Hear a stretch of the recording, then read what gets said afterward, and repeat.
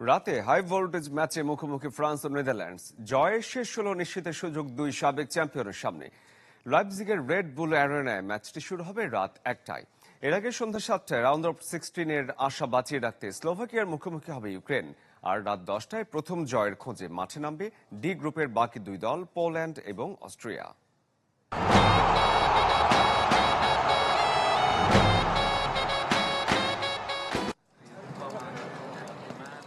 নাকের ইনজুরিতে নেদারল্যান্ডসের বিপক্ষে কিলিয়ান এমবাপ্পেকে পাওয়া নিয়েছিল শঙ্কা, তবে সব ভয় কেটে গেছে। ফ্রান্সের অনুশীলনে যোগ দিয়েছেন বিশ্বকাপ জয়ী তারকা।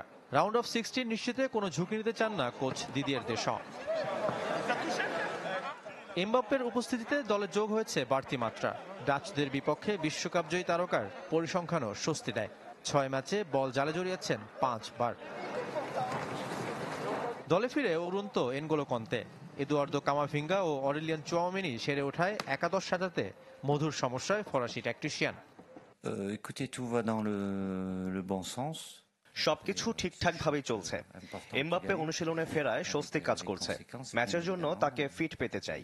জানি কঠিন পরীক্ষা অপেক্ষা করছে, তবে ছেলেরা জয় পেতে মুখিয়ে আছে। ডি গ্রুপে দু দলেরই সমান 3 পয়েন্ট, তাই এই ম্যাচ জয়ে নিশ্চিত হবে শেষ 16। মেজর কম্পিটিশনে উড়ন্ত নেদারল্যান্ডস শেষ 17 ম্যাচে হেরেছে মাত্র একটি। মেমফিস ডিপাই, কোরি গাপকোরা আক্রমণ ভাগে লিড দিচ্ছে, আর রক্ষণে নাথান আকে, ভার্জিল ভন ডাইক, ডেনজেল ডামফ্রিসরা ভয়ঙ্কর।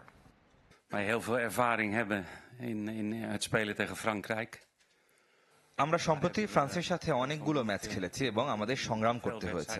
তারা খুবই শক্তিশালী প্রতিপক্ষ, তাই আমাদের নিজেদের সেরাটা দিতে হবে, সুযোগের অপেক্ষায় থাকতে হবে। Die natuurlijk heel ervarend is en compact speelt. যদিও ইউরোপিয়ান চ্যাম্পিয়নশিপে পরিসংখ্যানে এগিয়ে নেদারল্যান্ডস, তবে যে কোনো কম্পিটিশনে 31 দেখায় 17 জয় ফ্রান্সের। ডাচরা জিতেছে 11টি। শাফাত মিদুল, চ্যানেল 24।